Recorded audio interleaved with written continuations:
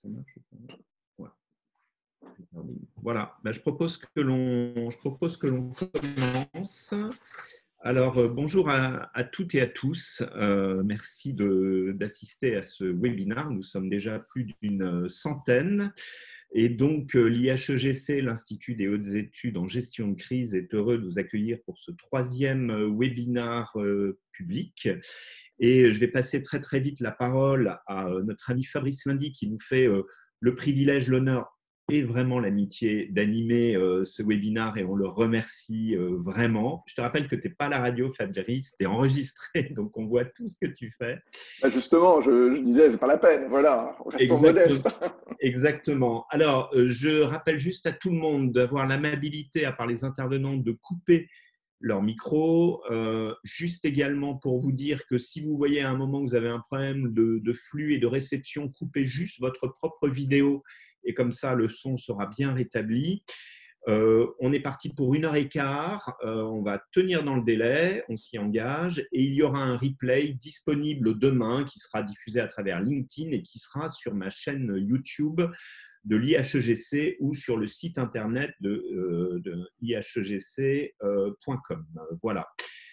Cher Fabrice. Tu as bien enregistré, rec et play comme autrefois, Arnaud, hein, pour l'enregistrer. Bon, je vais appuyer sur le bouton play. Le bouton rouge, voilà. Bonjour à toutes, bonjour à tous. Merci beaucoup Arnaud, merci de m'avoir convié. Oui, je suis content de le revoir Arnaud, puisque on se côtoyait à une époque sur les plateaux avec le copain Jérôme Valu aussi, que je vais vous présenter dans un instant. Et je suis bien content de venir avec vous ce soir, parce que c'est vrai que je suis en contact quotidiennement avec des chefs d'entreprise dans le cadre de la chronique que je produis, que je présente sur Radio Classique tous les matins dans la première matinale écho à la radio, Territoire d'Excellence. Et avant-hier, dans le cadre d'une opération que je faisais avec BPI France, qui fait d'ailleurs beaucoup en ce moment pendant cette crise, je discutais avec Corinne Molina, la patronne des peintures Meder, c'est à Villeneuve d'Ascq, vous savez, c'est une entreprise familiale. Et qu'est-ce qu'elle me disait, Corinne? Durant cette crise, on a osé, on a fait preuve d'agilité pour s'adapter avec le télétravail, avec la digitalisation, pour répondre plus facilement aux clients. Et les collaborateurs se sont dépassés. Ils ont fait des choses différentes. On a su aller plus vite qu'avant la crise. On a appris à sortir du cadre. On a su trouver des solutions, ce qu'elle me disait. Et la suite, justement, ça va nous conduire à repenser les organisations, renforcer l'innovation, réfléchir planète, environnement, avec le covoiturage, le télétravail, et surtout réfléchir sur qu'est-ce qui a de la valeur, qu'est-ce qui n'en a pas ou plus. Et il y a un mot fondamental à ses yeux, c'était le mot essentiel. Vous savez, alors, pas uniquement les fameuses activités essentielles qui font que certains magasins sont ouverts plus que d'autres, non. Cette notion d'essentiel, il va falloir dire ce qu'il est ou pas dans une entreprise. D'où les questions qu'on va aborder tous ensemble ce soir, tous les quatre, avec vous tous qui nous suivez, donc plus d'une centaine. Et c'est vrai que c'est le sujet qui vous préoccupe en ce moment dans ce contexte de crise, alors qui est loin d'être fini, bien sûr, mais il faut penser à la suite, hein, bien sûr. Se transformer, pourquoi est-ce que c'est nécessaire pour surmonter la crise? Et les questions qu'on va aborder, ça va être voilà, transformation ou diversification.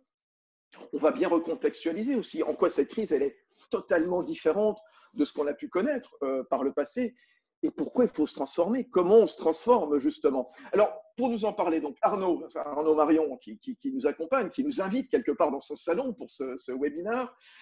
Arnaud, c'est un expert de la gestion des crises et des transformations. Arnaud Marion, il est intervenu sur plus de 300 dossiers, il a exercé 45 mandats de direction générale et c'est le spécialiste en France des situations complexes. Alors, les mandats les plus connus dont il a pu s'occuper, c'est Vélib à Paris, c'est Doux, c'est Perdodieu en Bretagne, c'est Eliès, c'est Lido, les panneaux Playel. Et puis tiens Arnaud, puisqu'on sera sûrement confiné encore au mois de mai, oui je pense, là on peut prendre les paris, ce sera l'occasion de découvrir partout où je passe les mêmes erreurs. Tiens, vantez-le nous, présentez-le nous Arnaud. Merci Fabrice. Oui, c'est le livre qui va paraître aux éditions Erol et qui paraîtra d'abord en numérique dans la première quinzaine de mai, qui recense en fait 65 clés et leviers pour réussir sa gestion des crises et des transformations. Donc c'est un peu un 360 sur tous ces sujets-là, toutes ces problématiques. Et j'en ai profité pour obtenir 25 témoignages de grands patrons, de pilotes de chasse, de psychologues, d'avocats, de mandataires judiciaires, de toutes personnes qui ont été confrontées à la crise. Et ce livre sera préfacé par une personnalité très importante du monde des affaires. Mais là, je garde le teasing pour une prochaine fois. Voilà. Bon, en tout cas, ça sera début mai en édition numérique parce que pour l'instant, les librairies sont toujours fermées. Évidemment, normalement, le 11 mai, ça pourrait rouvrir. Et puis Arnaud qui vient de créer, bien sûr, l'Institut des hautes études en gestion de crise pour former les dirigeants, les managers de transition, les acteurs du changement à la gestion des crises. Richard Caron est avec nous. Bonsoir, mon cher Richard. Richard, le micro, le son, on va le retrouver dans un instant, hein, le temps qu'il fasse la petite connexion. C'était bon, Richard? Non. On va le retrouver. En tout cas, moi j'ai envie de brandir haut et fort un slogan. Patron, n'ayez pas peur. Jérôme Valu, bonsoir. Bonsoir, je suis là. Alors, Jérôme, oui, patron, n'ayez pas peur. Ben voilà, livre toujours d'actualité, peut-être encore plus à l'usage des dirigeants qui s'interrogent sur leur transformation, notamment à propos de la transformation digitale. Alors, Jérôme Valu, il est enseignant à Sciences Po. Il est associé de Cassiopée. C'est le premier cabinet dédié aux entreprises qui souhaitent devenir des UX, business compagnies qui apportent ses services en matière d'expérience client, de tech également, de data. Tiens, n'ayez pas peur à propos de cette crise, d'un mot, Jérôme? Je pense qu'effectivement, c'est ce que tu viens de dire, c'est qu'on va revenir à l'essentiel. Et justement, il va falloir déterminer ce qu'est l'essentiel. Bon, très bien. On va se retrouver dans un instant, Jérôme. Est-ce que Richard nous a rejoint? Oui, j'avais coupé mon micro. Alors, c'est des choses qui ne se font pas, en tout cas pendant 1h15. Voilà, il y a une centaine, voire bientôt plus, qui vous écoutent. Richard Caron, président fondateur de Meotech. Alors, Meotech, c'est un cabinet de conseil opérationnel et vous accompagnez justement vos clients dans la gestion de leurs projets, de leur transformation sur toutes les chaînes de valeur, les achats, la supply chain. On en parlera tout à l'heure justement. Alors, quelques infos pratiques, puisqu'on est sur Zoom, là jusqu'aux environs de 19h15. Vous pouvez réagir, soit avec les petites icônes en bas, vous savez, voilà, applause ou voilà, le pouce vers le haut. Et puis le chat, bien entendu, voilà, avec un certain nombre de contributions d'ores et déjà, voilà. Je vois Tan Languyen qui nous salue, Agnès Bureau-Mira également qui nous a rejoint.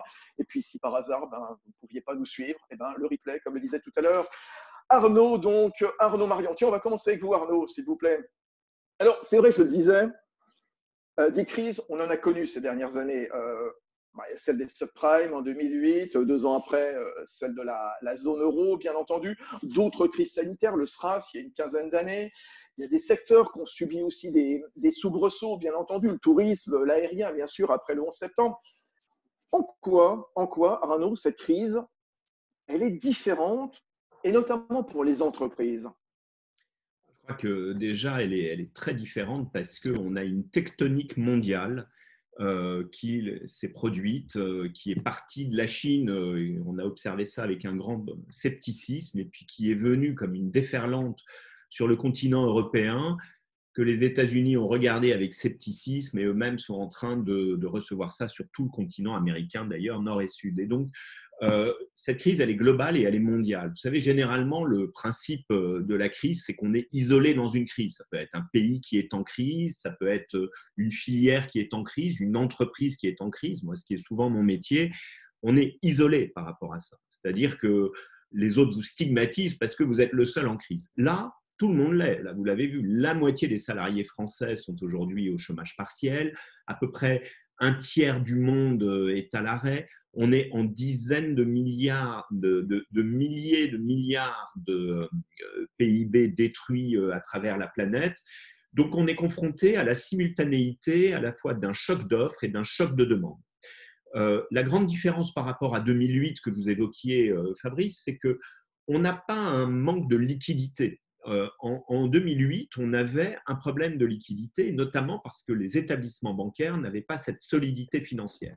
Là, c'est une crise des flux réels. Les ateliers du monde se sont arrêtés et les gens ont arrêté de consommer, tout simplement parce qu'ils sont confinés chez eux, donc ils n'achètent plus une voiture, ils n'ont plus envie, ils ne peuvent plus aller acheter un sac Chanel ou un bien d'équipement ou ce genre de choses. Donc en fait, tous les secteurs sont touchés, à part, on va dire, les utilities, comme on dit, et l'agroalimentaire et les biens essentiels, hein, cette nouvelle notion qui est apparue. Donc c'est une crise des flux réels. En cascade, qui a commencé avec l'atelier du monde, la Chine, qui s'est arrêtée, posant des problèmes de supply chain. C'est une des thématiques du jour. La chaîne de valeur, on va y revenir aujourd'hui. Hein, la supply chain, pardon, pour le mot anglais, la chaîne d'approvisionnement. Et puis, comment dirais-je, en fait, c'est donc une crise de flux réels qui aujourd'hui nous touche aussi bien dans la demande et dans l'offre. Et donc, ce qui est en train de se passer, et le risque, c'est le risque de la chaîne de confiance entre les agents économiques. C'est-à-dire le fait qu'à un moment, je cherche à encaisser mon client, mais je ne vais pas payer mon fournisseur. Et les États se sont substitués avec une sorte d'hélicoptère-monnaie pour entreprises où on donne des afflux de liquidités. En fait, on ne les donne pas vraiment parce qu'on endette les entreprises pour faire face à de la destruction de valeur. Voilà. Et c'est certainement les grands points macroéconomiques sur la différence avec 2008. Donc, et on voit nécessairement les entreprises, les patrons sont soumis à rude épreuve, particulièrement à Arnaud. Comment est-ce qu'on vient en aide aux entreprises les plus fragiles? Combien de temps pour s'en remettre dans le cadre présent de cette crise de 2020? Alors, ce qui est très intéressant comme enseignement, c'est qu'en fait, on remarque que l'entreprise en tant que corps social n'a jamais été aussi présente. Et c'est quasiment contre-intuitif par rapport à tout ce qui se passait, par rapport à tout ce qu'on pouvait lire, tout ce qu'on pouvait comprendre. L'entreprise manque à ses employés et ses collaborateurs. Et il ne faut pas négliger deux choses. D'abord, les collaborateurs sont soumis à très rude épreuve, encore plus quand on leur impose une oisiveté forcée chez eux, indemnisée au chômage partiel. Et ce n'est pas de la démagogie que de le dire, il faut être conscient de ça, c'est-à-dire qu'il y aura un après, et l'après ne sera pas identique à l'avant, dans le sens où c'est extrêmement fatigant, le rapport au temps change. Je ne vais pas développer ça. On a fait un webinar qui est sur la chaîne de l'IHEGC avec une victimologue, Nathalie Serrero, qui est passionnant pendant 1 heure, et on a dialogué, elle et moi, sur ce sujet. Allez voir ça, c'est vraiment passionnant. Les patrons eux-mêmes sont soumis à très rude épreuve, comme vous le disiez, Fabrice. Pourquoi ? Parce qu'ils ont tout qui leur tombe dessus. Ils ont été dans l'urgence, il fallait s'occuper des salariés. Éventuellement, quand ils continuent à produire, il fallait trouver les conditions sanitaires, trouver des gants, des masques ou ce genre de choses, ou ne pas en trouver, ce qui posera des problèmes, on le verra. Et puis, ils ont les difficultés financières, juridiques à assumer. Beaucoup ne savaient pas comment ils allaient faire leur paye du mois de mars et beaucoup ne savaient pas encore comment ils allaient faire la paye du mois d'avril. Et ils sont à fond dans les papiers en train de demander le prêt garanti par l'État. Donc, il y a beaucoup de mesures qui sont mises en place. Comme toutes les mesures, elles sont compliquées. La foire aux questions de Bercy sur le PGE, il fait 15 pages. Hein, elle fait 15 pages quand même. Donc, si vous voulez, tout ça pose un certain nombre de sujets. C'est extrêmement complexe. Et les patrons, en fait, si je devais résumer, ils ont le problème des salariés, à la fois aujourd'hui en chômage partiel et demain, ces mêmes salariés, il va falloir qu'ils reviennent au travail et qu'on leur redonne des conditions de travail. Il y a le problème de santé au travail.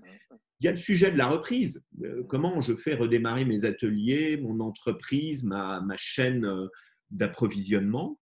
Et puis, la grosse question sur le futur, comment ça va se passer. Et là, il y a deux grands enseignements et deux grandes inconnues. Un, c'est quel va être le niveau de la demande au moment de la reprise, à partir du 11 mai. Comment ça va se passer? Est-ce que les gens vont reconsommer comme avant ou au contraire, est-ce qu'ils vont différer avec une épargne de précaution? Ça, c'est le premier sujet.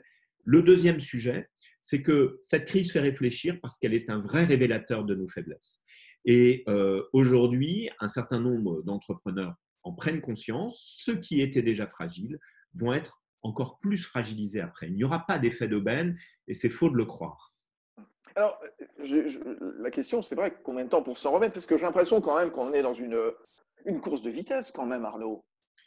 Alors ça, la vitesse, ça va être l'élément fondamental. Vous savez, dans la gestion des crises, le temps, c'est à la fois l'allié et l'ennemi. C'est-à-dire qu'il faut savoir gagner du temps parfois, acheter du temps, ne jamais en perdre. Et je dis toujours, il faut aller plus vite que la vitesse de détérioration du modèle économique. Et ça, c'est extrêmement important. C'est même le titre d'un de mes sous-chapitres du livre que j'ai écrit. Ça signifie que quand vous êtes confronté à la destruction de valeur, il faut aller plus vite que cette destruction de valeur en génération et en création de valeur. Donc effectivement, il y a une course de vitesse. Et pour la première fois, tout le monde s'est arrêté à peu près en même temps et tout le monde va repartir en même temps. Je vais parler sectoriellement. Donc, dans cette course de vitesse, il y a ceux qui seront les plus rapides, les plus agiles, les plus légers et qui iront plus vite. Combien de temps on va s'en remettre? Moi, j'ai l'habitude de dire quand il y a une restructuration, un plan de restructuration, on met 6 à 12 mois pour retomber sur ses pieds avec une nouvelle organisation cible, avec retomber sur ses pieds sur ses marchés et autres. Là, pour moi, on est sur 12 à 18 mois avant de revenir vraiment à la normale. Mais il y aura une grande différence et c'est l'objet de ce webinaire. Ceux qui s'en sortiront le mieux, ce seront ceux qui auront transformé leur modèle économique. Et ça, c'est quelque chose d'extrêmement important. La prise de conscience qu'il va y avoir va être extrêmement importante là-dessus. Transformer son modèle, c'est avoir un modèle qui est compétitif, c'est avoir un modèle qui est moderne. On le voit bien. Qu'est-ce que nous avons tous fait? Regardez ce webinaire. Est-ce que je faisais des webinaires sur Zoom avant cette crise? Non. Voilà. Dès l'annonce du confinement le samedi 14 mars, le lendemain, le dimanche, je me suis dit, il faut faire, faut parler aux chefs d'entreprise. Pour la petite histoire, à 5 ou 6 heures du matin, parce que j'étais réveillé le dimanche, je me suis dit, comment je fais un webinaire? J'ai fait comment faire un webinaire. Bon, je suis tombé sur Zoom, qui est devenue l'application qui s'est le plus développée. Je crois qu'il y a 200 millions d'utilisateurs. Et donc, ça veut dire que tout le monde se remet en cause, tout le monde travaille différemment et tout le monde va travailler différemment. Ouais, alors, vous nous avez dit transformer son modèle, ça va être de la modernité, ça va être de la compétitivité, de l'agilité également. Vous parlez d'agilité. Moi, je citais également ce mot au travers du témoignage que je donnais tout à l'heure, celui de Corinne Molina, la patronne de MEDER. Qu'est-ce que ça recouvre, cette agilité, justement, se transformer? Pourquoi? Comment? Ça veut dire quoi, là, concrètement, Arnaud Marion? L'agilité, c'est la capacité qu'on a à lutter contre l'inertie d'une organisation. Vous savez, on parle souvent du mode start-up, et vous le savez bien, parce que vous avez souvent relaté ça sur les différentes zones sur lesquelles vous avez travaillé. Le mode start-up, c'est une organisation apprenante et qui se remet en cause systématiquement. Et je crois que l'agilité, c'est ça, c'est-à-dire transformer nos entreprises dans des organisations apprenantes, susceptibles d'évoluer vite, donc de se donner des bons objectifs avec le bon horizon de temps. L'agilité, ce n'est pas de se dire que tout d'un coup, on va dépasser Google demain. L'agilité, c'est être capable de dire « je me remets en question et je vais vendre différemment ». On voit bien qu'il y en a qui vendent différemment aujourd'hui et qui font ce qu'ils ne faisaient pas. Moi, ça fait 5 semaines que je travaille de la même façon, tout autant qu'avant, mais je le travaille à travers uniquement un écran, quasiment plus mon téléphone d'ailleurs, quasiment plus mon téléphone. Le téléphone est devenu marginal et c'est ce qu'on est en train de faire ce soir. L'agilité, c'est cette capacité à s'adapter, donc à se donner des objectifs courts, bien calibrés, mais que l'on va pouvoir atteindre. Et c'est surtout cette capacité à se dire le monde, la concurrence qu'il va y avoir en fait est une compétition. Et donc, comment je fais à un moment dans mon go-to-market, c'est-à-dire dans le fait de pouvoir vendre, de pouvoir me faire connaître, comment je fais pour le faire mieux que les autres ou différemment des autres? C'est intéressant, justement, ce qu'on voit des pays qui ont déjà redémarré. Tiens, justement, parmi la centaine de personnes qui nous suivent ce soir, je cite le commentaire de Thierry Dupaïs qui nous dit « Tout le monde s'est arrêté en même temps en France, mais pas en Europe. L'absentéisme s'est révélé très fort en France, peu sensible dans nos pays limitrophes. » Et ça pose la question de la future agressivité concurrentielle de nos pays voisins. Voilà ce que dit Thierry Dupaïs. Et c'est vrai que la question se pose, à quoi ça va ressembler la concurrence désormais dans ce contexte? Arnaud? Je pense qu'il va falloir jouer sur la différenciation, c'est-à-dire sur le degré de valeur ajoutée qu'on va être capable d'exprimer à travers ses services, à travers ses produits. Je crois que ça va être un élément fondamental, c'est-à-dire vraiment la réalité. Donc oui, il y a des différences, mais il y a des différences de systèmes sociaux. Et on a un système particulièrement protecteur. En France, à titre personnel, je suis contre le fait de payer à 100% des salariés pendant le chômage partiel, même si c'est sympathique pour eux, pour une raison très simple, c'est que quand il faudra reprendre le travail, ils ne verront pas la différence. Ils préféreront, à prix équivalent, à rester chez eux, à regarder Netflix, qu'à aller travailler. Donc, effectivement, la compétition, quand je parle de compétition, c'est qu'effectivement, tout le monde ne se sera pas entraîné de la même façon, tout le monde n'aura pas arrêté de la même façon. Là, je crois qu'il est grand temps de reprendre le travail. Ça signifie qu'il va falloir changer, qu'il va falloir transformer nos modèles. On va y venir à travers la chaîne de valeur et à travers l'expérience utilisateur aujourd'hui. Et il n'y a pas de changement sans acteurs du changement. Donc, la différenciation va être quelque chose d'extrêmement important. Moi, je crois que, vous savez, on est à l'heure où tout le monde cherche de l'argent pour pouvoir survivre pendant cette crise, en tout cas les entreprises, les acteurs économiques. On est donc à l'heure où il ne va pas falloir financer le monde d'hier, il va falloir financer le monde à imaginer pour demain. Il y a des secteurs, je parlais de secteurs extrêmement touchés. Aujourd'hui, bien évidemment, il faut aider les secteurs de l'automobile, non pas à survivre dans cette crise et dans cette après-crise, mais à transformer radicalement leur modèle pour qu'ils puissent être pérennes à partir du moment où on sait tous que les véhicules thermiques sont, par exemple, condamnés. Donc, effectivement, ça va être ça. Qu'est-ce qu'on va être capable de flécher comme moyen, mais avec quels objectifs? Et on va pas s'apercevoir que ces objectifs, il nous faut en fait quoi? Des entreprises plus grandes, plus fortes. Il faut que l'entreprise se transforme, mais qu'elle intègre les facteurs d'influence externes qui sont les siens, celui de la responsabilité sociale et environnementale, celui du climat, celui de la biodiversité, selon le secteur dans lequel on travaille. Et puis, on va avoir besoin, comment dirais-je, de se créer une résilience. Les entreprises françaises sont peut-être moins résilientes que les autres, donc on va avoir besoin d'élargir ce champ de conscience et on va voir qu'effectivement, les concurrences, parfois sur deux produits strictement identiques, ne se font pas de la même façon. Si je prends l'exemple, pour terminer ce propos, de Vélib que j'ai présidé, et mon ami Jérôme Vallu a travaillé avec moi sur ce sujet, sans déflorer ce qu'on dira tout à l'heure dans la dernière partie, la différence entre un Vélib et un Jump, ce n'est pas le vélo, c'est ça. Alors, est-ce qu'on arrive à le voir? C'est mon téléphone. Ouais, parce que voilà, c'est bon, on le voit bien, Ouais. Voilà. Voilà. La photo que j'ai prise quand elle était petite. Bon, et donc, c'est ça la différence, c'est l'expérience utilisateur. C'est là où il va falloir changer, se transformer. Voilà, l'expérience utilisateur, on en reparlera spécialement tout à l'heure avec Jérôme Vallu, la supply chain, dans un instant. Et d'ailleurs, voilà, on va le voir, certaines priorités vont changer. C'est le commentaire notamment de Charles Gachinière qui nous dit « Je pense que ça va remettre en cause certaines habitudes managériales ». Oui, on y reviendra d'ailleurs tout à l'heure. Arnaud, on va se retrouver dans un instant. Et c'est vrai qu'on l'a vu avec vous, les entreprises plus grandes, plus fortes à terme, se transformer, ça va permettre d'être résilient quelque part. Et la crise sanitaire sera probablement un accélérateur du changement.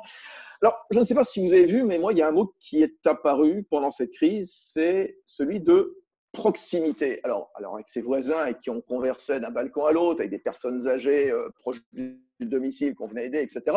Avec le petit commerçant resté ouvert ou qui venait nous livrer, la fromagerie, le traiteur, au détriment peut-être de la grande surface, lequel commerçant était approvisionné par des producteurs du coin et non pas par des maraîchers d'Espagne. Et cette proximité, elle est apparue nécessaire aussi quand on s'est rendu compte que les masques, les blouses, les tests, les produits anesthésiants, ils étaient fabriqués où? En Asie, notamment en Chine. D'où le débat sur le retour de la souveraineté pointé par le président de la République. C'était sa première intervention solennelle, c'était le 12 mars, vous vous en souvenez, évidemment, quand il estimait que déléguer notre intervention, notre alimentation, c'était une folie. Il l'avait d'ailleurs dit à l'inauguration du Salon de l'agriculture fin février, quand il défendait la souveraineté alimentaire de l'Europe. Alors c'est une évidence, bien sûr, je pense que cette crise elle a renforcé la notion de proximité. Comment ça va se traduire? Quid de la supply chain? On va en parler avec vous, Richard Caron, qui est avec nous. Richard, quels impacts sur la supply chain, à votre avis? En préambule, on s'aperçoit que la livraison des produits en amont comme en aval des processus de production est plus assurée. Tout devient compliqué, le sourcing, les achats, le contrôle qualité, le dédouanement, la gestion des stocks, le transport. Bref, on est en train de s'apercevoir de la vulnérabilité de nos chaînes d'approvisionnement, mais aussi de notre dépendance à des fournisseurs, des pays et même parfois des politiques étrangères. Ça touche, et ça c'est assez uniforme, à la fois de grandes entreprises, mais même des PME, des startups. On croyait ces 20 dernières années, à grand renfort de KPI, que notre supply chain était robuste, infaillible. On s'aperçoit que ce n'est pas le cas. Et il va falloir revoir les crash tests, imaginer d'autres modèles. Revoir les crash tests, ça veut dire quoi? Comment on va transformer cette supply chain, ces achats? Donc vous êtes spécialiste, vous, Richard Caron, à la tête de Meotech. Oui, alors, ce qu'on peut dire, c'est que depuis longtemps, la supply chain est considérée comme un des leviers d'amélioration de la performance de l'entreprise, que ce soit la supply au sens logistique ou bien les achats. Pour autant, là, ça va devenir un des premiers moteurs de transformation des entreprises. Ce qu'il faut, alors déjà, on va continuer à miser sur la performance, mais sans plus jamais occulter le côté durable, responsable et citoyen de cette supply chain en lien avec l'ensemble des acteurs. D'ailleurs, il y a de belles initiatives en ce moment sur le marché. Je citerai par exemple deux entreprises, RS Component et Allied Electronics, qui mettent à disposition, qui prêtent leur logistique à leurs distributeurs pour qu'ils puissent acheminer les commandes. Les achats, c'est pareil. On va les achats vont devoir endosser une responsabilité. Et la première responsabilité qu'ils vont avoir là pendant cette phase, c'est de protéger leurs fournisseurs, grands et petits, et de faire preuve d'empathie, de solidarité, de bienveillance, parce que le salut des entreprises peut parfois dépendre de la santé d'un de leurs petits fournisseurs. Arnaud Marion, cette chaîne de valeur, vous, comment vous la voyez évoluer? La chaîne de valeur fait partie de l'allocation des ressources. Vous savez, quand on veut transformer, il y a toujours les actions de performance et puis les actions à plus long terme d'allocation des ressources. Je crois que ce que va révéler cette chaîne de valeur, moi j'ai été un des premiers à m'exprimer sur cet impact sur la chaîne de valeur, ce n'est pas l'approvisionnement en tant que tel, mais c'est à un moment où sont les contributions dans l'entreprise. L'entreprise, elle crée, elle imagine, elle produit, elle fait fabriquer, elle commercialise, elle vend en direct ou pas. Et donc, à un moment, où est-ce qu'on a mis la valeur là-dedans et vers où la valeur est en train d'évoluer? Ça signifie que l'entreprise va devoir répondre à 3 questions. Qui elle est, cette entreprise, ce qu'elle est et ce qu'elle fait. Vous voyez, et c'est ça qui est extrêmement important. Vous allez me dire, c'est extrêmement basique, mais c'est une vraie redéfinition stratégique. Et on voit, et c'est là où on fait le lien, par exemple, entre la chaîne de valeur et l'expérience utilisateur, on voit le lien extrêmement fort d'impact. Pourtant, on pourrait se dire quel est le rapport entre l'expérience utilisateur et la chaîne de valeur. Je crois qu'à la fin, on va se dire oui, effectivement, c'est extrêmement lié parce que tout ça en fait partie. L'expérience utilisateur étant le go-to-market, mais qui ne peut pas se faire sans la remise en cause de ce qu'est l'entreprise. Donc, du coup, la vraie question pour l'entrepreneur aujourd'hui, c'est de dire mais où est ma valeur? Où est ma création de valeur?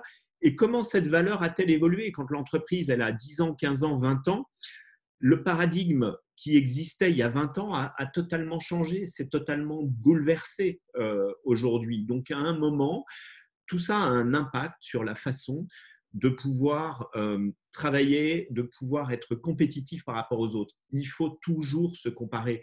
On a trop tendance à vouloir se juger soi-même et à oublier qu'il y a des concurrents.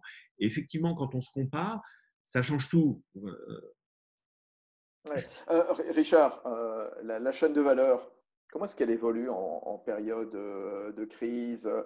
On est sur la question de la valeur. Finalement, Alors, où était-elle? Où est-elle? Vers où se déplace-t-elle aussi? Là où je rejoins Arnaud, c'est qu'il va falloir réconcilier création de valeur au sens résultat, économie et proposition de valeur, c'est-à-dire la mission de l'entreprise et ce en quoi elle contribue à son écosystème. En fait, dans une crise comme celle-ci, la chaîne de valeur est perturbée à 3 niveaux. Il y a d'abord les phases initiales de réaction, des phases assez traumatiques. Il y a ensuite des phases qui sont plus des phases de survie, de défense, qui sont des phases assez anxiogènes. Et ensuite, il y a les phases de reprise d'activité qui devront être structurantes. Après le choc un peu brutal des ruptures d'approvisionnement, il faut d'abord faire le bilan, le vrai bilan des forces en présence et savoir de quoi on dispose pour continuer. Ensuite, il faut examiner l'ensemble des risques, ceux qu'on connaît, qui sont avérés, on se les a pris en pleine figure, mais aussi ceux qu'on ignore ou qu'on n'a pas encore envie de voir. Et il faut les traiter systématiquement, idéalement de façon synergique. Il faut que les solutions apportées à l'un de ces risques répondent aux autres. Et je vais citer Arnaud, la règle dans ce cas-là, c'est d'agir plus vite que la vitesse de dégradation. Enfin, quand on sort de cette crise, quand on sort des processus de destruction de valeur, eh bien, il faut penser à nouveau au crash test, penser à l'avenir, s'assurer que ce qu'on a imaginé pendant la crise soit opérant au-delà de cette période, et puis ne jamais franchir la ligne jaune du droit, de la santé ou de la sécurité pour nos collaborateurs ou nos fournisseurs.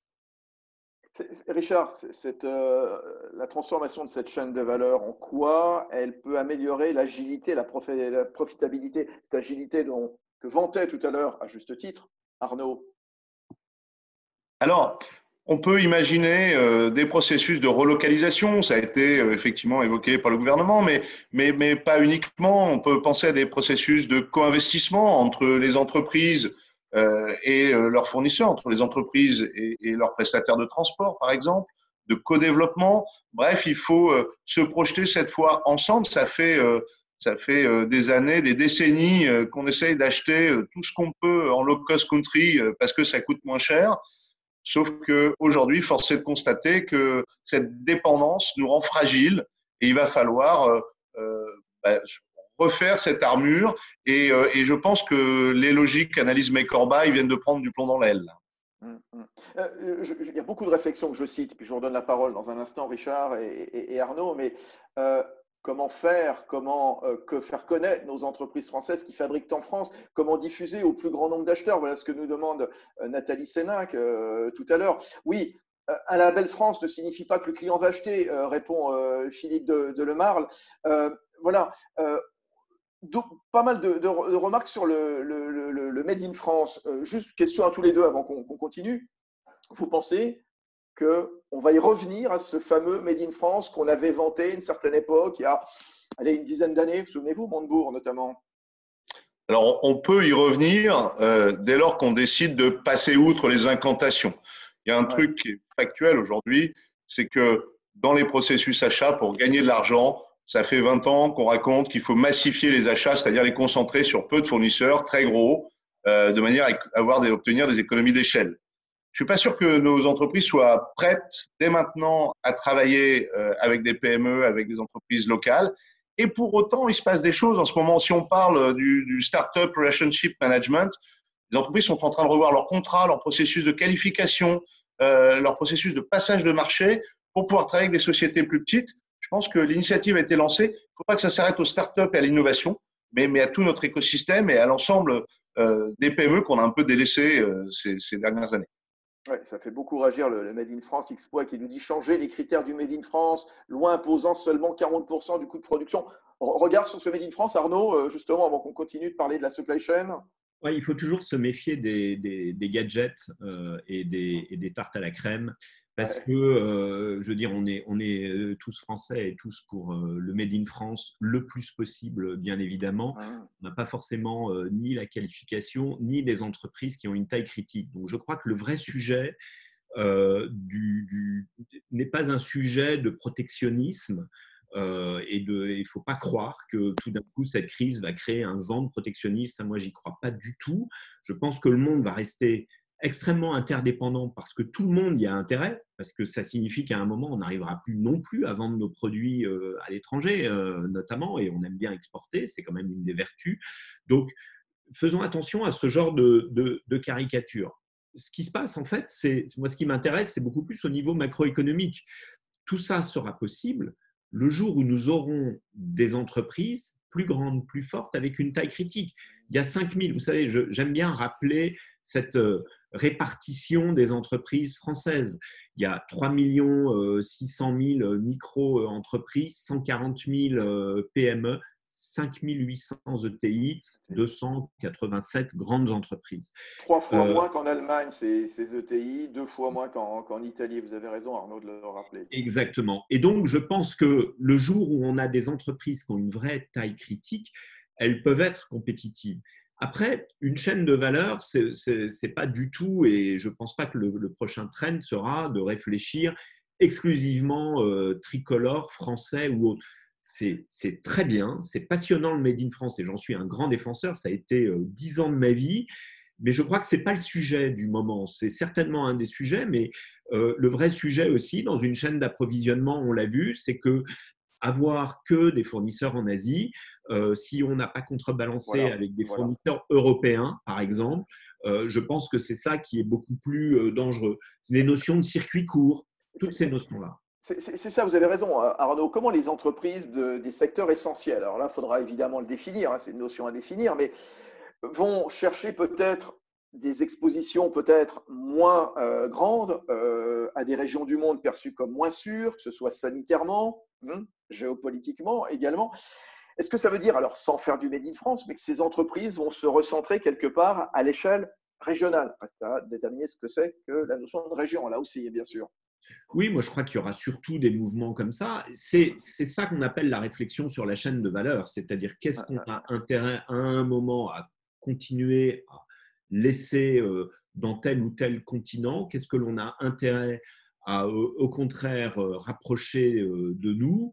Je pense que ce qui manque dans tout ça, et vous le savez, c'est cette vacuité du discours européen. En fait, parce que c'est un sujet complètement européen. On a laissé l'acier européen s'effondrer au profit de l'acier chinois et on dépense chaque année des centaines de millions pour venir sauver nos spécialistes des aciers spéciaux ou ce genre de choses. À chaque fois, et ce sont les mêmes qui reviennent à peu près tous les 18 mois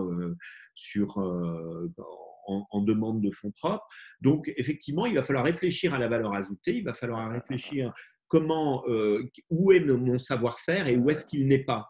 Je dois sous-traiter, je dois acheter à l'extérieur ce qui n'est pas mon savoir-faire propre.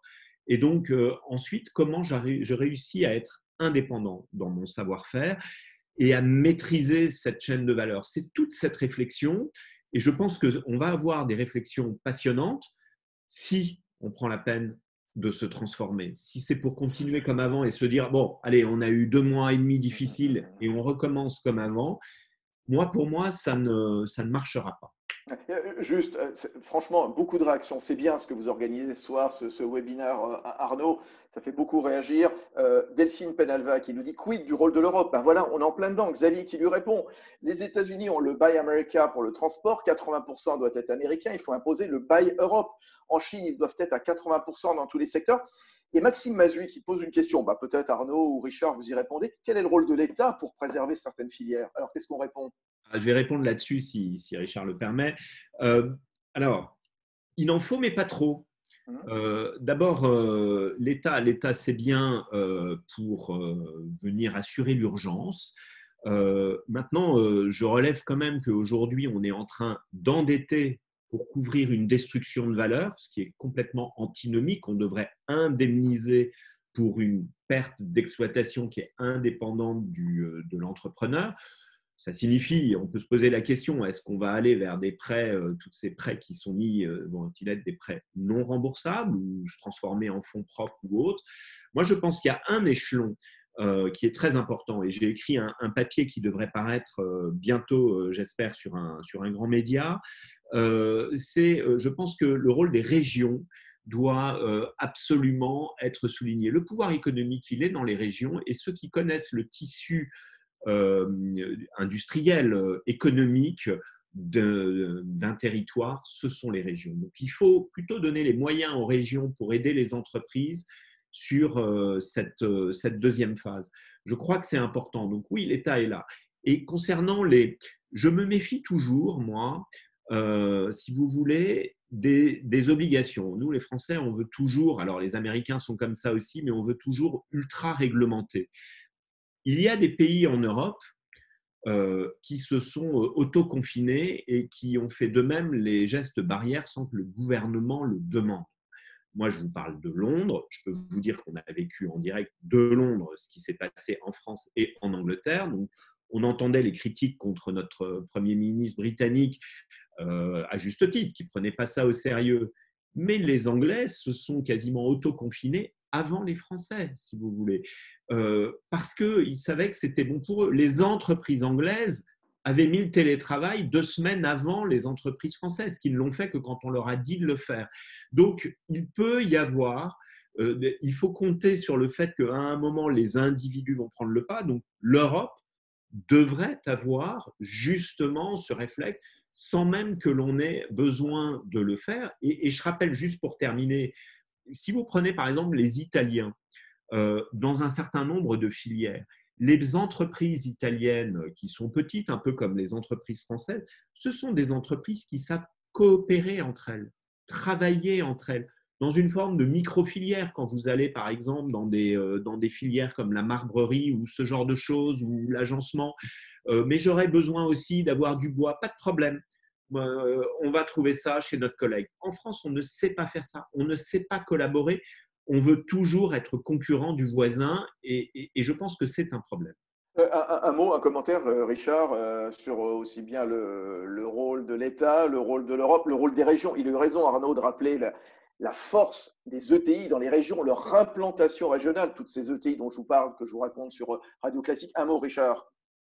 Moi, je suis d'accord avec Arnaud et je pense que c'est aussi la responsabilité des entreprises elles-mêmes lorsqu'elles ont produit leur analyse de risque, leur analyse de dépendance, de protéger leur écosystème. Et oui, on ne peut pas tout acheter made in France. Il y a déjà eu des cas, il y a eu Fukushima, l'industrie électronique grand public s'est trouvée privée de composants pendant des mois. Et pour autant, les entreprises ont survécu en faisant la relocalisation, en faisant du resourcing en Europe centrale, etc. Ce n'est pas l'État qui l'a fait, ce sont les entreprises. Et on doit avoir cette prise de conscience pour minimiser nos risques que d'élargir peut-être un peu nos panels de fournisseurs pour ne pas tout acheter en Chine. Ouais, d'un mot, où est-ce qu'on investit pour sortir de la crise, Richard? Alors, pour moi, on recrute, on forme, on protège. Ne mettez pas tous vos salariés en chômage partiel, ne boudez pas vos fournisseurs, vous avez besoin d'eux, de leur énergie, de leurs idées. La transformation, elle passe aussi par leur adhésion et leur bonne volonté.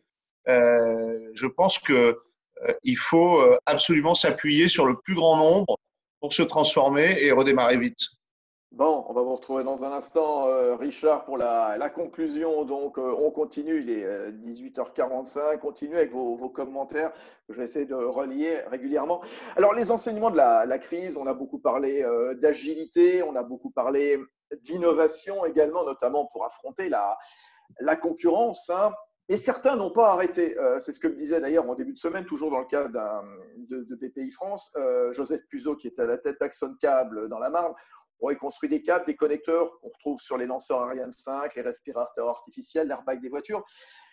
Qu'est-ce qu'il me disait? Aucune de nos filiales ne s'est jamais arrêtée. Un mois de mars presque normal. On a marqué des points par rapport à nos concurrents américains qui, eux, ont fermé brutalement. Et pas question, me disait-il, d'interrompre les chaînes de production en prenant quand même, bon, évidemment, des mesures de protection, parce que ça serait compliqué à remettre en marche. Ça va permettre de repartir sur les chapeaux de roue le jour où les clients demanderont des produits. On protège l'entreprise. Alors justement, question, on continue avec Arnaud Marion, avec Jérôme Vallu cette fois. À quoi va ressembler cette concurrence? Comment se distinguer?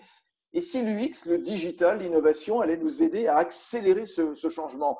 Jérôme Vallu, associé chez Cassiopée, spécialiste comme facilitateur, comme outil de transformation. J'ai une question un petit peu provoque, un petit peu tarte à la crème. L'UX, de quoi parle-t-on, franchement? Justement, le problème de l'UX, c'est qu'il y a beaucoup de contresens sur l'UX. L'UX, ça n'est pas l'expérience client. L'UX, c'est l'expérience utilisateur. Et dans l'utilisateur, il y a le client, bien sûr, il y a le consommateur, il y a le citoyen et il y a surtout, et c'est sans doute le laisser pour compte de cette transformation aujourd'hui, et on en prend conscience aujourd'hui dans le cadre de cette crise, c'est le collaborateur. En fait, l'UX, c'est la capacité finalement à faire de l'expérience le cœur de la problématique. Et dans ces 20 années qu'on vient de vivre avec la technologie, c'est justement d'avoir la capacité à remettre la technologie à sa place, c'est-à-dire comme je dirais, un outil de l'usage, au service de l'usage, et non pas une fin en soi. En fait, l'expérience utilisateur, c'est la capacité des entreprises à intégrer leur savoir-faire à l'intérieur d'une expérience qui les dépasse, qui est celle que les publics ont intégrée, eux, depuis les années 2000, quand ils ont découvert finalement qu'ils avaient le pouvoir de leur conversation et de leurs usages. Parce qu'aujourd'hui, ils ne disent pas « je vais prendre un vélo », et on en parlait avec Arnaud, ils disent « je veux me déplacer ». Et le vélo est une solution. Je veux me nourrir, je veux me soigner, je veux me distraire. C'est ça l'expérience utilisateur. C'est la globalité dans laquelle les entreprises, les marques, les services de ces marques doivent trouver leur position. Évidemment, c'est regarder le business du point de vue de l'utilisateur. Arnaud, à quoi ça va ressembler tout ça, cette concurrence dans ce contexte d'expérience, alors non pas client, mais aussi voilà, cette expérience utilisateur? C'est effectivement, cette concurrence, c'est une compétition, et la compétition, elle se joue sur la facilité, et la facilité, elle s'explique par la capacité de compréhension du besoin du client final et de son utilisateur. Et je crois qu'on est là-dessus, on est dans une société de l'usage et plus de la possession. La possession est en train de disparaître.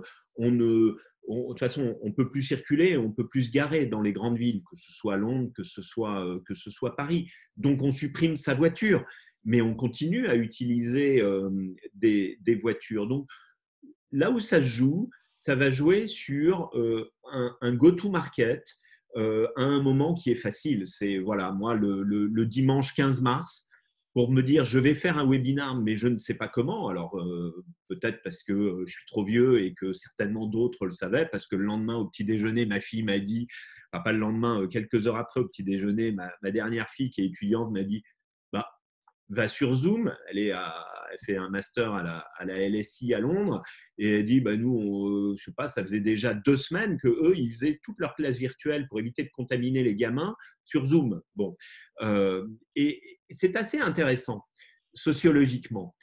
Ça fait tellement d'années qu'on disait il faudrait développer des classes virtuelles, il faudrait développer un mode plus collaboratif. D'accord, tous, hein, on est tous coupables. Et là, en quelques heures ou jours, on a tous mis ça en place. Moi, vous savez, ça fait partie de mon bouquin et je l'ai souvent dit, on me dit mais comment on fait pour gérer une crise? J'ai dit, oh, vous savez, une boucle WhatsApp fait souvent des miracles. Et de fait, d'ailleurs, on a même un président de la République qui a été élu avec des boucles Telegram qui sont très connues, et ses concurrents pareil. Et donc, effectivement, garder le lien, partager l'info en temps réel, etc. etc. Et donc, quand on voit la capacité d'adaptation que l'on a tous eue collectivement, et que finalement, la classe virtuelle, c'était un truc, je suis sûr qu'il y avait des dizaines de personnes qui faisaient des milliers de réunions à l'Éducation nationale pour parler de ça, jusqu'à ce que tout d'un coup, ça se mette en place et qu'on y est, parce qu'on en avait vraiment besoin, et que tout d'un coup, mais maintenant, on ne va plus pouvoir s'en passer de tout ça. Et donc, vous voyez, si je prends l'exemple, je connais une entreprise de telco, comme on dit, excellente, très bon niveau et tout, mais elle vend du matériel, du téléphone en réseau, du portable, des solutions qui permettent d'avoir soit votre téléphone, soit le portable, et avec un seul numéro, que vous soyez chez vous ou que vous soyez au bureau, vous recevez, et des solutions collaboratives.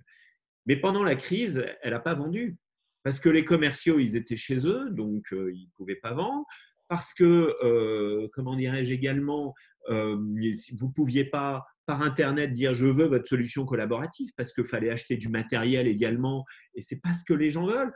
Et que Zoom, ça coûte 15 € par mois ou quelque chose comme ça. Donc, effectivement, et regardez comment Zoom a fait prendre un coup de vieux à Skype. Plus personne ne vous parle de Skype. Moi, aujourd'hui, c'est 4 réunions sur 5 en Zoom, 1 sur 5 en Skype, et de temps en temps, pardon Jérôme, on en a fait une récemment, Teams, qui pour le coup est devenu le truc très lourd, et pourtant c'était Microsoft. C'est Delphine qui nous dit, voilà, c'est le côté formateur de la crise, on innove.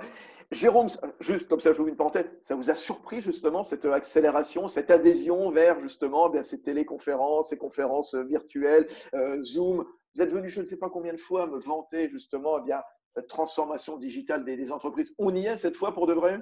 Non, oui, enfin, j'espère que pour moi, le 21e siècle commence maintenant. J'ai été au mois de novembre, il y avait Guillaume Pépi qui partait une semaine après du poste de président de la RATP et on lui posait la question sur le sujet de la transformation. Mais quel conseil vous allez donner à votre successeur? Et il répondait à aucun. Mon bilan est catastrophique. 75% des collaborateurs sont en résistance. 75% sont en résistance. Alors oui, certes, on a fait Voyage SNCF, mais tout ça, et c'est ça le paradoxe, c'est que finalement la transformation, ça n'est pas nécessairement l'innovation au sens des nouveaux usages, ceux qui sont à la périphérie des métiers, mais bien ceux qui touchent au core business. Et là, on n'a pas commencé. On n'a pas commencé à... Oui. C'est quoi le lien entre UX, crise et transformation, justement? C'est justement ça. C'est le fait que, comme on disait, l'UX, ça prend en charge la totalité des personnes concernées par le sujet, donc autant les collaborateurs. Quand Pépi dit 75% se sont en résistance parce qu'ils ne se sentent pas concernés, ils n'ont pas la culture du sujet, ça ne touche pas ce qu'ils font, ça ne touche pas les processus de l'entreprise, ça touche la périphérie des sujets de l'entreprise. Et finalement, la crise, ça va être d'engager la transformation au niveau du core business. Et donc, on va voir qu'effectivement, ce qu'on est en train de vivre accélère cette prise de conscience. Toutes les entreprises ne sont pas égales devant le télétravail. Je travaille avec un de mes clients qui est Inly, qui est les logements sociaux. Le télétravail, depuis plus de 2 ans, c'est tous les vendredis pour tout le monde.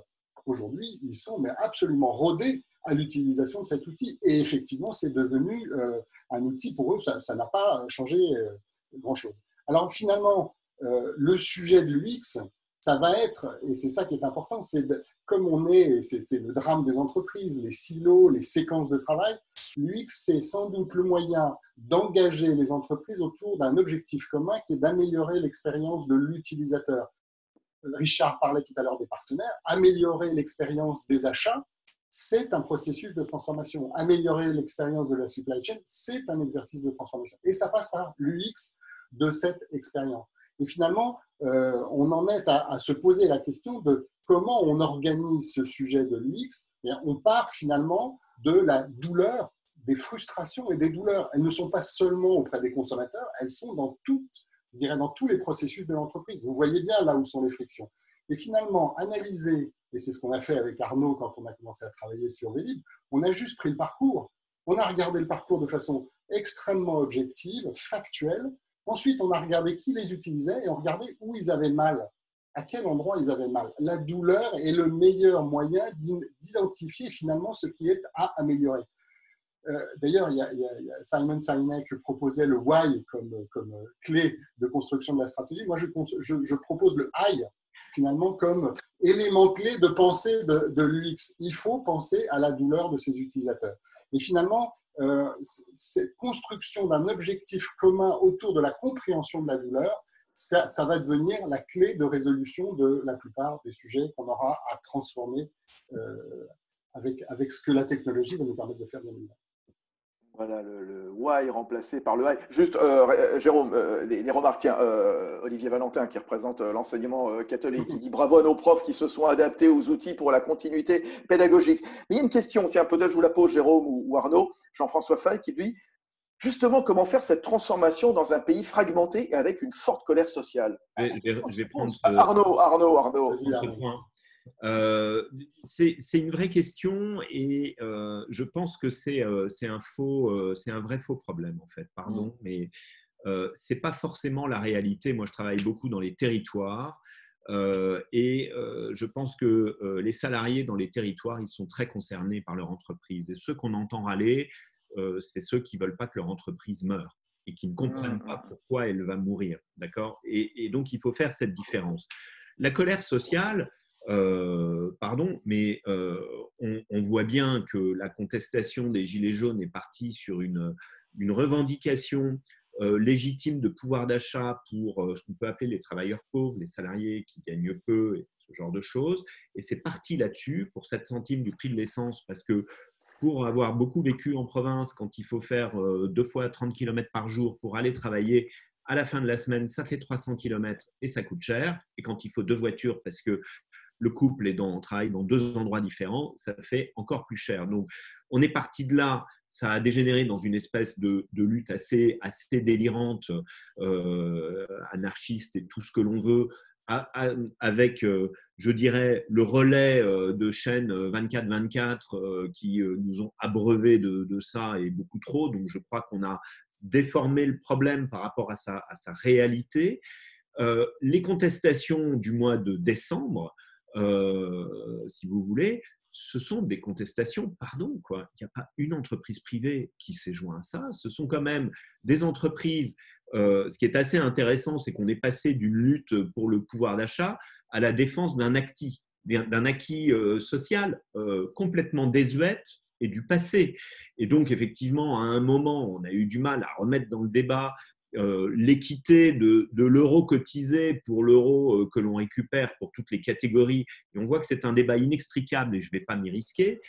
Je ne pense pas que les syndicats soient l'ennemi des transformations. Je partage bien évidemment tout ce qu'a dit mon ami Jérôme sur l'UX. C'est pourquoi on a voulu mettre l'UX aujourd'hui au même titre que la chaîne de valeur. A priori, ça n'a rien à voir, mais c'est strictement la même chose. Pour traiter votre utilisateur comme vous voulez le traiter, ou pour traiter votre fournisseur de la façon dont vous devez le traiter, vous devez remettre en cause tout le processus interne, toute l'organisation. C'est ce que j'appelle l'agilité, c'est ce que j'appelle la capacité d'adaptation. Ça signifie que quand on veut changer le processus utilisateur, il faut changer cette remise en cause. Par exemple, pourquoi Jump vous l'avez sur un Android ou un iPhone, et pourquoi le Vélib, vous l'avez aussi sur un totem physique, ce qui, personnellement, moi, me paraît complètement dépassé, quoi. On est dans les années 80 et ça n'a plus lieu d'être, les bornes interactives comme ça, alors qu'on a tout sur les téléphones. Ça signifie que de tout ce qu'on s'est dit sur la transformation, il n'y a pas de transformation, il n'y a pas de changement sans acteur du changement. Et donc, le travail que fera Richard et Neotech par rapport à une chaîne de valeur, ou que fera Jérôme par rapport à l'UX, ou que moi je ferai dans la restructuration et la transformation d'une entreprise, quelque part c'est le même, mais qui s'exprime. Notre vocabulaire est différent, mais notre grammaire, elle est strictement identique. On va partir de l'intérieur de l'entreprise, on va décortiquer ça, et il faut embarquer les salariés. Les salariés doivent devenir les acteurs du changement. Je pense que ça, c'est quelque chose d'extrêmement important. Ça signifie, par rapport à la question légitime sur les syndicats, Philippe Martinez ne donne, je dirais, une espèce de mot d'ordre idéologique. Comment dirais-je, c'est son rôle, il est dans son rôle. Voilà, comme les politiques, les chefs de parti donnent des mots d'ordre idéologiques. Une fois qu'ils sont sortis de la télé, ils se tutoient et ils prennent un verre à la buvette et ils s'entendent très très bien entre eux. Bon, et on le dit tous parce qu'on le sait tous. Les syndicats, si vous voulez, leur rôle est important. Et ça soulève la double question du dialogue social et de la RSE. C'est-à-dire que sans dialogue social, vous ne transformerez jamais une entreprise et vous n'en ferez jamais une entreprise performante dans la compréhension de sa chaîne de valeur. D'accord ? Voilà. On arrive toujours à restructurer une entreprise, on arrive à la transformer. Vous savez, les entreprises en crise, ce sont les entreprises qui ne se sont pas transformées. Et parce qu'elles ne se sont pas transformées, elles sont en crise et ça provoque des restructurations. Donc, je pense que ça, c'est quelque chose qui est extrêmement important. Et la RSE, c'est les valeurs qu'on va mettre. c'est l'égalité homme-femme, c'est le partage de la valeur, c'est je suis dans l'agroalimentaire, comment j'intègre la biodiversité, comment j'intègre le bien-être animal, le etc. climat, Bien sûr. le bien-être animal, tout ça. Et ce n'est pas des petits sujets. Et je le dis toujours à chacune de mes conférences, nous avons la génération Z qui arrive, celle qui est née à partir de 1997. C'est une génération très différente de la génération Y. C'est une génération en recherche de sens. Regardez comment, en quelques mois, l'image de Facebook s'est dégradée dans le public. Parce qu'à un moment, Mark Zuckerberg est passé du statut de Dieu vivant à ouais, mais tout ça, c'est trop puissant et puis c'est pas bien. Comme Bridge Analytica, c'est pas bien. À un moment, il y a eu une rupture par rapport à la recherche de sens parce qu'il a voulu rentrer dans le débat d'influence et pas être simplement une plateforme. C'est une génération aujourd'hui qui est radicale là-dessus. Ouais. La génération Greta Thunberg, hein, alors, qui est une expression peut-être excessive, voire caricaturale, pas complètement délirante d'ailleurs si on essaye d'enlever les scories liées à son entourage. Et donc, ça signifie que cette génération, elle va être en recherche de sens et en recherche de valeurs. Et si on ne met pas ces valeurs-là, si on ne profite pas, je parlais tout à l'heure à un président de région, le président de la région Bretagne, et je lui disais, pardon, je le tutoie, mais je lui disais, si la deuxième vague de financement, elle n'est pas liée à des transformations radicales des modèles économiques, mais à leur adaptation aux grands enjeux qui nous entourent, on se trompe complètement. Et à un moment, quand on parle de ce sujet de c'est la fin de la possession, on est dans la civilisation de l'usage, et mon sujet, c'est pas de prendre une voiture et un vélo, et c'est de me déplacer. Oui, ben c'est comme ça que le partage, l'autopartage, le vélo-partage existe. Et c'est comme ça qu'effectivement, à un moment, eh ben, on a moins de désagréments, on a moins de circulation, on a moins d'émissions de pollution, de particules, etc. C'est très puissant, la transformation. Ouais, c'est très puissant cette transformation. Alors, comme on a fait encore un mot et avant que ce soit l'heure de la conclusion de chacun d'entre vous, vous avez dit, Jérôme, tout à l'heure, UX, crise, transformation, bah, finalement, il y a un lien. Si on est convaincu de tout ça, c'est quoi le mode d'emploi? On fait comment? C'est quoi la recette? Dites-nous. La première chose, c'est si on est convaincu. C'est exactement de ce que vient de dire Arnaud. Oui, C'est-à-dire que déjà, c'est ouais. d'abord un sujet de culture. Et pas seulement de culture de gouvernance, c'est de culture de la totalité de l'entreprise et des collaborateurs. Donc ça doit passer par effectivement une vision claire de la part des gouvernances et être capable de raconter cette histoire et le chemin qu'on va avoir à parcourir. Ensuite, ben, finalement, bien évidemment, on se pose la question des fondamentaux de la création de valeur. Donc, effectivement, tout le discours de Richard est absolument essentiel. Et puis après, finalement, c'est moins un problème d'organisation qu'un problème de méthodologie. Tout à l'heure, Arnaud parlait de l'inertie de ces organisations. Justement, c'est en changeant les méthodologies qu'on va y arriver. Et il ne s'agit pas de petites méthodologies qu'on a tous pratiquées, parce qu'on a tous fait du design thinking et on a tous pensé que c'était vachement bien, le collaboratif, etc. Puis on retourne dans son bureau et on recommence à travailler comme avant. Non, c'est une discipline méthodologique. Donc, en fait, il faut arriver à distiller dans l'entreprise que l'amélioration de l'expérience vécue par les utilisateurs, quels qu'ils soient dans l'entreprise, est une obsession. Une obsession.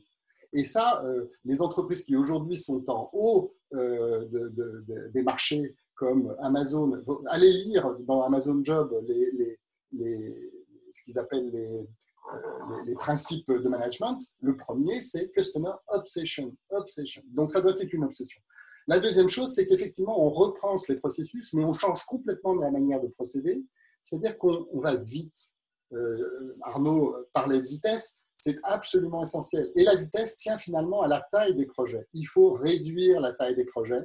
Il faut se mettre dans une logique où on est en train de travailler ce qu'on appelle l'essentiel, ce qu'on appelle le MVP, c'est-à-dire la proposition de valeur minimum. Et puis ensuite, on l'améliore. On ne fait pas la V14 avant de faire la V1. On fait la V1, on la fait en 3-3-3. Alors ça, j'ai piqué ça à David Leborgne, qui était le CDO de la SNCF. Il disait 3-3-3. 3 jours pour cadrer, 3 semaines pour concevoir, prototyper, tester et 3 mois pour réaliser. Je ne parle pas de développement, quel qu'il soit. Donc, c'est cette vitesse-là qu'il faut adopter. Et en fait, finalement, si on part du parcours, de l'analyse des douleurs, on a finalement une chronologie des priorités et ensuite, on va vite. Et c'est là où la méthodologie change complètement parce qu'on responsabilise des toutes petites équipes qui travaillent sur des sujets courts. Et finalement, l'agilité dont parle Arnaud, c'est exactement ça. Et ça change le mode de management, ça change la capacité, le lâcher-prise du management qui finalement est sans doute la chose la plus difficile à faire bouger. Et ça passe par un outil incroyable qui s'appelle la mesure. On ne fait rien sans mesurer ce que l'on fait et mesurer non pas comme un indice de succès, mais bien comme un indice d'amélioration. Voilà. Tout ça, c'est bien de la méthodologie et de la discipline plus que de l'organisation. On réinventera les organisations quand on aura déployé ces disciplines méthodologiques. Voilà, alors ça va être l'heure de la conclusion. Voilà, à l'issue de ces échanges passionnants, il va nous rester quoi, moins de 10 minutes maintenant avant bien de se quitter. Bientôt la fin, on va conclure pendant quelques minutes. Voilà, qu'est-ce qu'on pourrait donner aux entreprises, quels tips donner aux entreprises dans ce contexte de crise pour se transformer vite et bien? Qui veut commencer? Arnaud? Non, Richard, on va laisser Richard. Richard, on l'écoute, Richard. Richard Caron. Transformer vite, je ne sais pas s'il faut aller vite, mais bien, j'en suis convaincu. Et je rejoins un peu les propos de Jérôme sur son 3-3-3 tout à l'heure. En tout cas, en ce qui concerne la chaîne de valeur achat et supply chain, il va falloir dépasser le seul enjeu des coûts pour concilier création de valeur et développement durable. Développement durable au sens littéral du terme, c'est-à-dire que ce qu'on va transformer, il faut que ça dure. Il faut que même si on suivra des adaptations à nos marchés, je disais, on n'est plus jamais propriétaire d'un marché, on n'est que locataire et en bail précaire. Néanmoins, ce qu'on va transformer, ça doit durer. Et pour que ça dure, il faut que l'écosystème autour dure, les fournisseurs, les sous-traitants, les salariés, les key people dans l'entreprise. Bref, c'est embarquer tout le monde vers un objectif commun. Embarquer tout le monde vers un objectif commun. Alors, Arnaud nous a embarqué les salariés. Conclusion, ensuite, qui prend la parole? Arnaud, Jérôme? Non, Arnaud va conclure la conclusion. Alors c'est Jérôme, j'interviendrai juste avant Arnaud. Alors, Jérôme, vas-y. Moi, je reviens sur faire de la douleur des expériences, la douleur de vos utilisateurs une obsession, faire du high votre hashtag quotidien et permanent. Vous allez voir que vous allez arriver à réunir des compétences incroyables autour de la douleur. Vous allez arriver à faire reparler le marketing, les métiers avec le SI, ce qui est souvent compliqué. Eh bien, si on a une vision commune qui s'appelle la douleur, eh bien, on arrive à faire de l'expérience utilisateur et c'est la clé de la transformation. Moi, ce que je voulais dire, c'est que cette crise, elle a montré une chose. Les hommes et les femmes des entreprises qui ont toutes et tous été au rendez-vous pour affronter la tempête. Il ne faut pas les oublier. Il y a de nombreux dirigeants qui se disent reconnaissants vis-à-vis des partenaires sociaux, vis-à-vis des salariés pour trouver des solutions ensemble. Alors maintenant, c'est vrai que cette crise, nécessairement, elle va réinterroger les modèles de management dans l'entreprise. Qu'est-ce qui va en rester? J'ai appelé il y a quelques jours Bruno Mettling à la tête de son cabinet Topix. Il nous disait la qualité du management fera la différence. Et c'est vrai qu'on a vu l'importance du lien humain durant cette crise. La parole du dirigeant, elle va être encore plus écoutée dans cette période de stress, avec un discours clair. Il doit donner le cap, il doit rassurer. Et probablement qu'il va falloir imaginer une nouvelle forme de travail, peut-être trouver un équilibre entre exigences, parce que l'économie, elle va devoir reprendre, vous nous l'avez expliqué tous les trois, et puis l'empathie, la bienveillance, parce que le mode de fonctionnement, il sera peut-être moins vertical, il y aura sûrement davantage d'autonomie, de délégation, de l'adaptabilité, de l'agilité, savoir bien gérer les nouveaux outils numériques, le télétravail, comme le disait tout à l'heure Jérôme. C'est vrai que le rôle de manager va changer. C'est un dirigeant d'entreprise aussi que j'ai interrogé pour préparer ce webinaire qui disait, bon, je ne vais pas le citer pour le coup parce que je pense qu'il aurait des ennuis avec son personnel et ses élus. Après cette crise, compte tenu de ce qui a été mis en place, télétravail, autonomie, il me disait, des couches de management vont disparaître. ça, évidemment, ça sera à reconstruire, et tous ensemble, en discutant avec chacun, parce que cette crise, elle a montré que le dialogue s'était installé encore plus. Il a fallu rassurer, s'organiser. Donc, tout ça, ça se fera ensemble. Voilà ce que je voulais dire. Arnaud, on va terminer. Merci et merci à tous.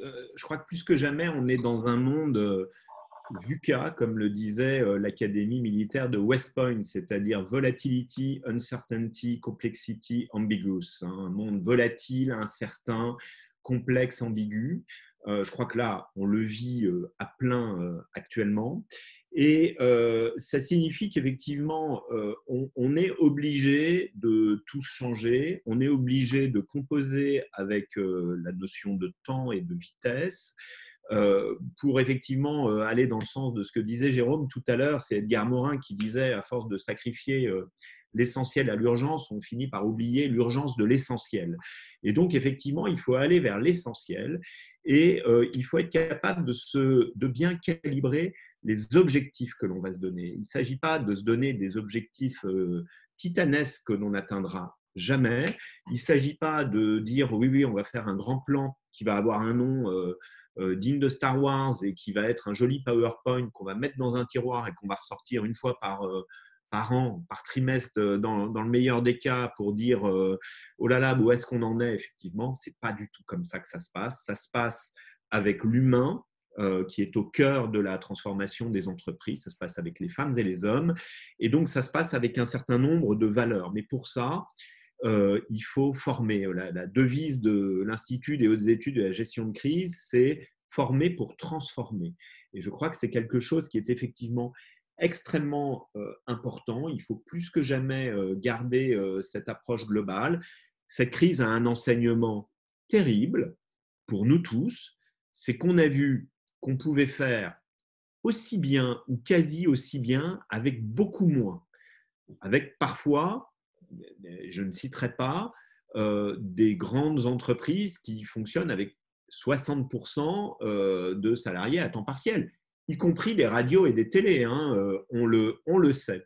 Et donc, c'est un enseignement terrible, effectivement, qui va tous nous faire réfléchir, pas dans le sens où on va pouvoir licencier, etc., mais c'est qu'à un moment, on a une organisation qui n'est pas performante.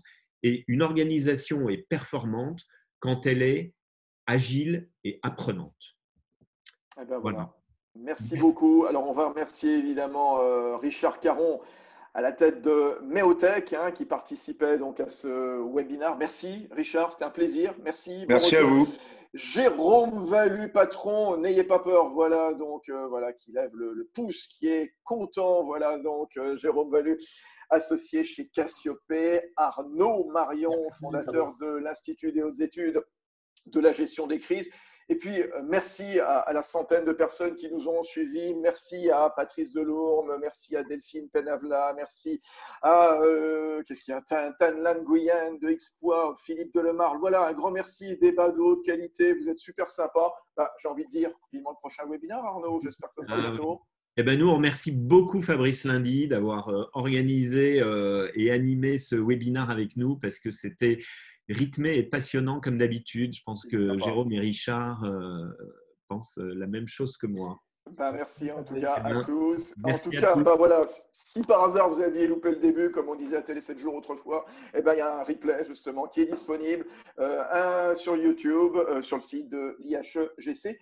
Très bonne soirée à tous. On sera plus fort après la crise, vous allez le voir. Merci, bon retour. Au revoir. Merci bien. Au revoir.